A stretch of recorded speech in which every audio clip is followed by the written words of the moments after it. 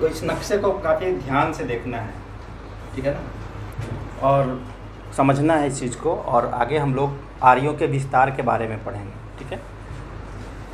या देखो ये मध्य एशिया है जहाँ से बताया जाता है कि आर्य लोग आए थे, ठीक है।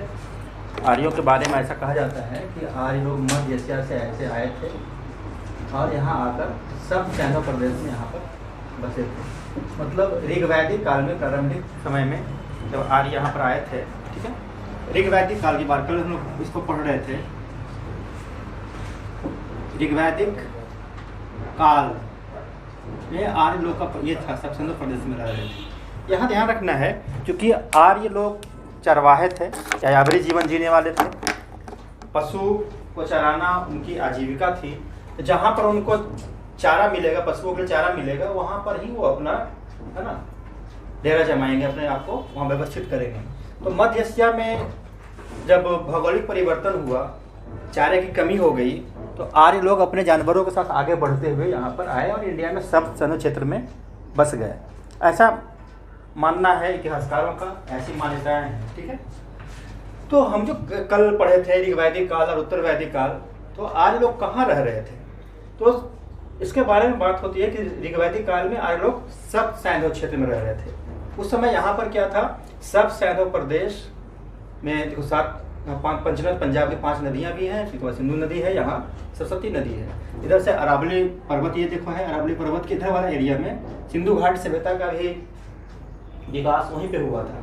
इसीलिए कहीं कहीं बताया जाता है कि सिंधु घाट सभ्यता का पतन का एक कारण आर्यों का आक्रमण है, क्योंकि आर्य यहाँ पर आए थे और सिंधु घाट सभ्यता के जो लास्ट जो संस्कृति रही होगी, उनका सामना इनके किसी झुंड से हुआ होगा, पहले आने वाले झुंड, जिसके अलग अलग झुंड में आए थे आर्य लोग। तो कबीलाई जीवन जीने वाले थे, यायावरी जीवन जीने वाले थे, नोमैडिक सोसाइटी थी इनकी, ठीक है। तो ये झुंड में रहते थे, कबीले के रूप में रहते थे, यहाँ पर आकर उनका सामना हुआ होगा, फिर यहीं पर उन्होंने अपना, ठीक है, रहना सहना शुरू कर दिया। इसके बारे में एक स्टोरी है, तो जानना है तुमको, शतपथ ब्राह्मण में है। शतपथ ब्राह्मण के बारे में कल हम लोगों ने पढ़ा था। यह शतपथ ब्राह्मण किस वेद का ब्राह्मण है? यजुर्वेद का ब्राह्मण है। यजुर्वेद के शतपथ ब्राह्मण में, ठीक है, एक कहानी है विदेह माधव की, ठीक है। किसकी कहानी है? विदेह माधव, ठीक है। विदेह माधव ये राजा है, ठीक है। इसका पुरोहित ये गौतम राहुगण, गौतम राहुगण, ये नाम को याद रखना है। ये स्टोरी यहाँ पर ये है, ध्यान देना है कि विदेह माधव का पुरोहित गौतम राहुगण इतना ज्ञानी था और इतना यशस्वी था, उसने वैश्य वानर अग्नि को अपने मुंह में बंद करके रखा था। अपने मुंह में वैश्य वानर अग्नि, मतलब अग्नि को अपने मुंह में बंद करके रखा था। ये कहानी है, ठीक है। इसके अपने कुछ अर्थ निकलेंगे, उसको समझना है। आखिर किसी चीज़ को समझना कैसे है, पढ़ना कैसे है, उसको ध्यान रखना है। तो इसने क्या किया था, अग्नि को अपने मुंह में बंद करके रखा था, मतलब अग्नि को बंद करके रखे हुए था ये, ठीक है ना। बंद है अग्नि, मतलब जो अग्नि बंद है तो क्या होगा, अग्नि जब मुंह में बंद है तो बाहर किसी को जलाएगा कि नहीं जलाएगा? नहीं जला सकता, क्योंकि बंद है वो। जब बाहर निकलेगा तो जलाना शुरू करेगा, ठीक है ना। यह कहानी जो शतपथ ब्राह्मण में है, उसमें यह है कि जैसे एक बार जैसे कि यज्ञ वगैरह हो रहा था, तो गौतम राहुगण ने अपने मुख से घृत शब्द का उच्चारण किया। कौन शब्द? घृत शब्द का उच्चारण किया। जैसे ही घृत शब्द का उच्चारण किया तो वैश्य वाला अग्नि क्या हुई, घृत बोलते हैं, क्या हुआ, वो मुंह से बाहर निकल गई, यहाँ से, है ना। बाहर निकल कर क्या होता है, घृत, आग में घी डालना, कहावत सुने तुम लोग, मतलब जलना प्रारंभ कर दिया, ठीक है। और ये समस्त क्षेत्र को जलाता हो, जो यहाँ देख रहे हो ये वाला पार्ट, ठीक है, यहाँ पर जो देख रहे हो, क्योंकि इस क्षेत्र में रह रहे हैं लोग, इस समस्त क्षेत्र को जलाता हुआ अग्नि यहाँ से आगे बढ़ने लगी, ठीक है, आगे बढ़ने लगी, ठीक है, यहाँ से। और आगे बढ़ते बढ़ते जो जाती है ये अग्नि, हम लोग ऋग्वैदिक काल के बारे में बात किए थे कि 1500 से 1000 BC का पीरियड है, और ये उत्तर वैदिक काल का जो पीरियड है 1000 BC से 600 BC तक। वही इस पीरियड में यहाँ पर आकर के ये जो सदानीरा नदी देख रहे हो, ये सदानीरा है ना, जो अभी वर्तमान समय में गंडक नदी बोलते हैं। सदानीरा का मतलब पेरेनियल रिवर्स है, सालों भर पानी उसमें रहती है, ठीक है। ये सदानीरा का जो देख रहे हो ये पार्ट है गंडक नदी, जो यहाँ पर पटना के पास गंगा में मिल जाती है, ठीक है। ये सदानीरा के पास आकर इस अग्नि ने नदी से पूछा। किसने पूछा?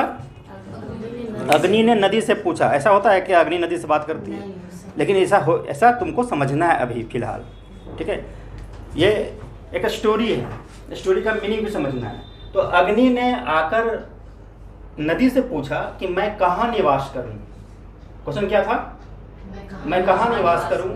तो नदी ने अग्नि से कहा कि पूर्व की ओर, मतलब प्रीवियस साइड, पहले की ओर, मतलब तुम जिधर से आए हो उधर ही निवास करो। मतलब इधर आए हो तो इधर ही निवास करो, यहाँ से पार नहीं करो, इसको पार नहीं करो, ठीक है ना। तो क्या हुआ कि आर्य लोग जो आए हुए थे वो यहीं पर आकर निवास करके यहीं पर रह गए, आगे नहीं बढ़ पाए, ठीक है। तो इससे क्या निष्कर्ष निकलता है? ये कहानी समाप्त हो गया, ठीक है। कहानी समाप्त हो, क्या था कहानी? सतपथ ब्राह्मण में विदेह माधव का पुरोहित गौतम राहुगण वैश्य अग्नि को मुंह में बंद किया हुआ था। घृत शब्द का उच्चारण करते ही अग्नि बाहर आ गई और समस्त प्रदेश को जलाता हुआ आगे बढ़ती गई। और बढ़ते बढ़ते बढ़ते बढ़ते ये जो उत्तर वैदिक काल जिसको हम लोग बोल रहे हैं, है ना, इस पीरियड तक आते आते क्या हुआ, सदानीरा तक आई। यहाँ उसने जल से पूछा, नदी से पूछा कहाँ मैं रहूं। उसने कहा कि भाई तुम पहले वाले साइड में रहो, मतलब आगे मत बढ़ो। पार करने तक तो ये जमुना गंगा सब पार कर गया है, लेकिन गंडक को ही पार नहीं किया। क्वेश्चन उठता है ना यहाँ पर। इतिहास को पढ़ने की दृष्टि को समझना है, किसको क्यों नहीं पार किया। अब यहाँ देखो समझना है तुम लोगों को, और यहाँ देखना है देखो ध्यान से। आज लोग आए थे, हमने कल पढ़ा था, अभी लोहे का आविष्कार हुआ नहीं है, है ना। लोहे का आविष्कार कब होगा? 1000 BC में होगा। प्रारंभिक काल में इनके पास लोहा नहीं था, मतलब हार्ड टूल्स नहीं था। तो हार्ड टूल्स जब नहीं था तो क्या होगा? हार्ड टूल्स नहीं होने से क्या होगा, जो इनके पास खेती के लिए, है ना, अधिक से अधिक फील्ड को तैयार करना, खेत को तैयार करना अभी उनके वश में नहीं था। थोड़ा बहुत खेती करते थे, ठीक है, सर्वाइवल के लिए खेती करते थे, अपना पेट भरने के लिए खेती करते थे। इसीलिए यहाँ पर कृषि बड़े पैमाने पर नहीं हो रही थी, इसीलिए यहाँ पर बड़े पैमाने पर व्यापार वाणिज्य भी नहीं होगा, उद्योग धंधे भी बहुत बड़े पैमाने पर नहीं होगा। हर चीज़ जो होगा सब्सिस्टेंस के लिए होगा, आजीविका के लिए होगा। इसलिए जब इसकी सोसाइटी हम पढ़ेंगे, हमने इसलिए बताया था पहले इसको समझ लेना है। सोसाइटी पढ़ेंगे तुम देखोगे वहाँ क्या क्या है। इकोनॉमी पढ़ोगे तो तुम देखोगे यहाँ कुछ, है ना, कि डेवलपमेंट बहुत ज़्यादा नहीं रहेगा क्योंकि टूल्स नहीं है। क्योंकि इतिहास का निर्माण के दो चीज होते हैं, एक होता है वैचारिक विकास, ठीक है, दूसरा होता है तकनीकी विकास। तकनीकी विकास, ये दो चीज इंपॉर्टेंट है, आइडियोलॉजी एंड टेक्नोलॉजी। अगर आइडियोलॉजी तुम्हारा डेवलप हो जाए और साथ में टेक्नोलॉजी भी हो तो बहुत बड़ी क्रांति हो जाती है। जैसे अब ब्रिटेन में औद्योगिक क्रांति हुई थी तो वो ऐसे ही नहीं हुई थी, वैचारिक क्रांति से हुई, तकनीकी क्रांति से हुई पहले, ठीक है ना, और तब जाकर औद्योगिक क्रांति हो गई। इसी प्रकार से मानव जीवन में हर जगह कहीं कुछ भी परिवर्तन हुआ है, मतलब एक स्टेज से हम अगर बढ़ के दूसरे स्टेज पर गए हैं ऐसे, तो कहीं न कहीं यहाँ पर क्या हुआ है, जहाँ तुम आगे बढ़ रहे हो, ये जो देख रहे हो यहाँ पर, निश्चित रूप से वहाँ पर वैचारिक और तकनीकी परिवर्तन आए ही आए हैं। जो तुम्हारे जीवन में अगर तुम्हारे विचार बदल जाएंगे, पास करना ही करना है ना, हमको रिजल्ट लेना ही लेना है, तो निश्चित रूप से होगा और पढ़ना है बढ़िया से, ठीक है। यहाँ देखो, यहाँ आज लोग यहाँ आए, इनके पास वो टूल्स नहीं था, उतने ज़्यादा ही विकास की संभावनाएं नहीं बनी थी। तो यहाँ से जब आगे बढ़ना था, जैसे धीरे धीरे जब सर्वाइवल बढ़ता है, जनसंख्या भी बढ़ती है ना, तो संसाधन की खोज होने लगती है, अधिक से अधिक अनाज की आवश्यकता पड़ती है, तो अधिक से अधिक क्षेत्र में खेती करना होगा। लेकिन जब यहाँ से आगे बढ़ेगा, इधर तो समुद्र ही है, देखो यहाँ समुद्र है, अरब सागर, इधर क्या है, हिमालय है, हिमालय कोई पार नहीं कर पाएगा। अभी उनकी तकनीक इतनी बेहतर नहीं, उन्होंने बताया तकनीक। यहाँ देखो ये विंध्य पर्वत है, विंध्य, भारनेर, कैमूर, राजमहल है ना, सतपुड़ा, महादेव, मैकाल, ये क्या है तुम्हारा, देखो दक्कन का जो पठारी है, दक्कन है, दक्कन का पठार वाला क्षेत्र यहाँ पर ये है। उसके पहले यहाँ बीच में पहाड़ी है, विंध्य, भारनेर, कैमूर, राजमहल, या सतपुड़ा, महादेव, मैकाल है ना, तो इसको भी पार नहीं कर पाए। मतलब आर्य लोग इधर दक्षिण में भी नहीं पार कर पाए। अब तुमसे कोई क्वेश्चन पूछेगा कि आर्यों का दक्षिणी सीमा क्या थी, तो ये आ जाएगा नर्मदा नदी की सीमा, है ना, और ये विंध्य पर्वत। उत्तर में क्या आ जाएगा, तो हिमालय को पार नहीं कर पाएगा, ठीक है ना। और पूर्व में क्या होगा, तो ऋग्वैदिक काल में पूरे ये लोग कहाँ, सब स्वतंत्र क्षेत्र में थे। अब कभी कभी लोग गंगा या जमुना के पास, गंगा के पास कभी कभी लोग आए होंगे, इसीलिए तुम वहाँ चार्ट में देखोगे कि जमुना का उल्लेख 3 बार है और गंगा का उल्लेख 1 या 2 बार है। और ध्यान देना यहाँ पर आर्य यहाँ रह रहे हैं तो जमुना का ज़्यादा उल्लेख रहेगा कि गंगा ज़्यादा रहेगा? यमुना का तो ऐसे पढ़ना है, अदरवाइज तुमको रटना पड़ जाएगा कि जमुना 3 बार गंगा 1 बार, है ना।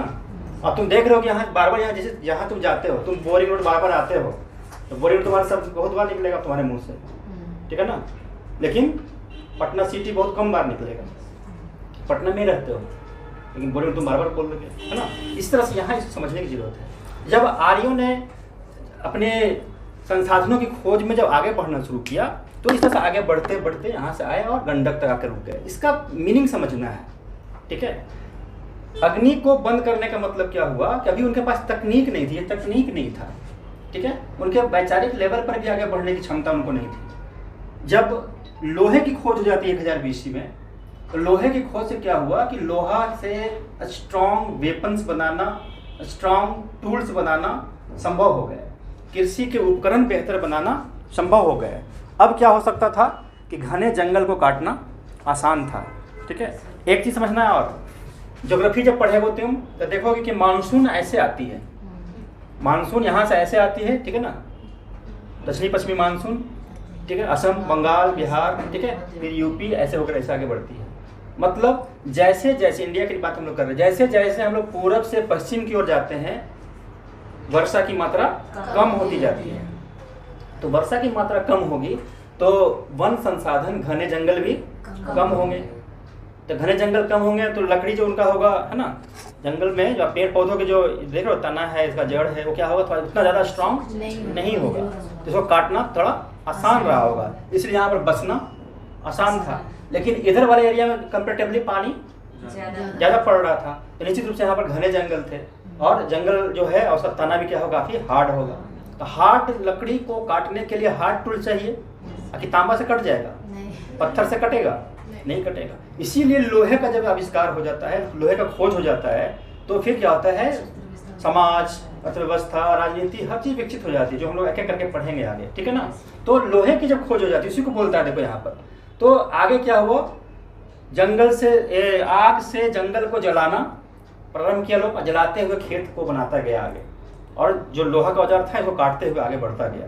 तो आगे आगे अग्नि, उसके पीछे गौतम राहुगन, उसके पीछे विदेह माधव, मतलब आगे आगे टेक्नोलॉजी, ठीक है ना, उसके साथ साथ है यहाँ पर आइडियोलॉजी, विचार, और उसके साथ साथ यहाँ देखो है सोसाइटी, कल्चर, राजा के साथ चल रहा है। तो तकनीकी, विचार और समाज, है ना, ये चल रहा है वैसे एक साथ, ऐसे क्लियर है ये सब चीज, ठीक है। ये आगे बढ़ रहा है, ठीक है, और आगे बढ़ते हुए यहाँ से आता है। लेकिन यहाँ आने के बाद रुकने का मतलब क्या हुआ कि इधर जो संस्कृति थी, ये वाली, ये संस्कृति अनार्यों की संस्कृति थी।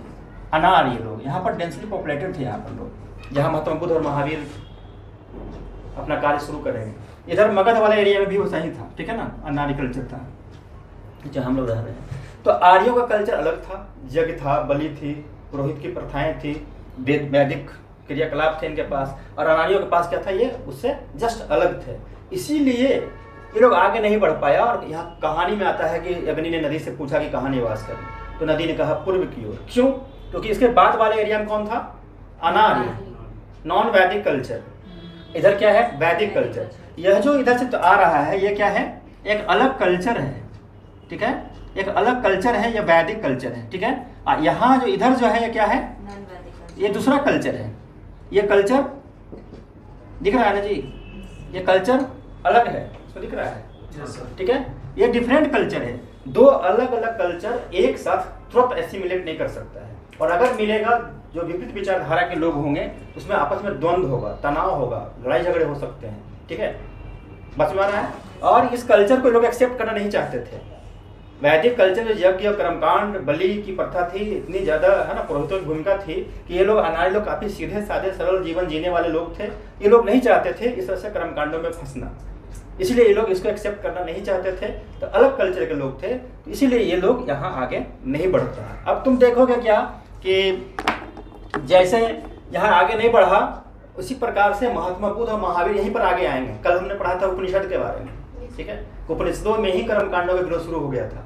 महात्मा बुद्ध महावीर भी यहाँ पर आएंगे। बुद्ध का, ठीक है, जन्म लुम्बिनी में हुआ था, ठीक है, जो गंडक के इधर ही है। महावीर का जन्म बगल में वैशाली में हुआ है, कुंडग्राम में, वो इधर ही है, गंडक के बगल में ही है, ठीक है ना।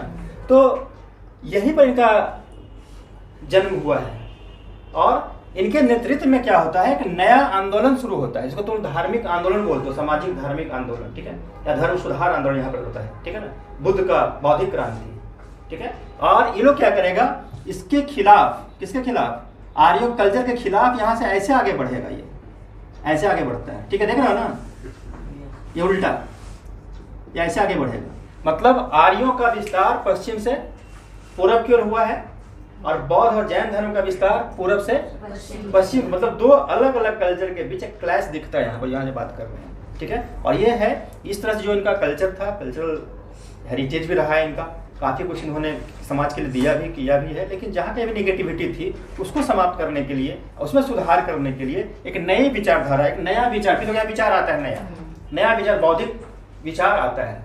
उसमें बुद्ध और महावीर की भूमिका काफ़ी महत्वपूर्ण रहती है। और बहुत सारे स्कूल्स थे, जैसे मखली घोषाल का था, पूरन कश्यप का था, नाम तुम लोग पढ़े, संजय बैठीपुत्र का था, लेकिन वो सब उतने प्रोमिनेंट नहीं हुए जितना बुद्ध और महावीर हुए। इससे क्या हुआ, यहाँ से विरोध होना भी शुरू हो जाता है। जब हम लोग पढ़ेंगे बौद्ध हम जैन धर्म, तो वहाँ पर हम लोग पढ़ेंगे यहाँ से ऐसे उनका विस्तार होता है, ठीक है, इसका ऐसे आगमन, समझ में आ गया ये बात। इसलिए ज्योग्राफिकल एक्सटेंशन की बात होती है तो ऋग्वैदिक कालीन आर्य यहाँ पर रह रहे थे, उसके पहले वाले लोग इधर रह रहे थे, ऋग्वैदिक काल के बाद वाले आर्य इस क्षेत्र में आ गए, कहाँ तक, सदानीरा तक आ गए, सदानीरा को पार नहीं कर पाए। लेकिन अब तो आज की बात करोगे तो अब तो पूरा भारत में ही हम लोग बोलते हैं आर्यों की संतान है, ठीक है। जब टेक्नोलॉजी इनकी बढ़ेगी फिर इसको भी क्रॉस कर जाएंगे, ऐसे कर जाएंगे ना, इधर भी आकर रहेगा, इसको भी क्रॉस कर जाएगा, इधर भी रहेगा और हिमालय को पार करके भी जा सकता है कहीं जाना होगा तो।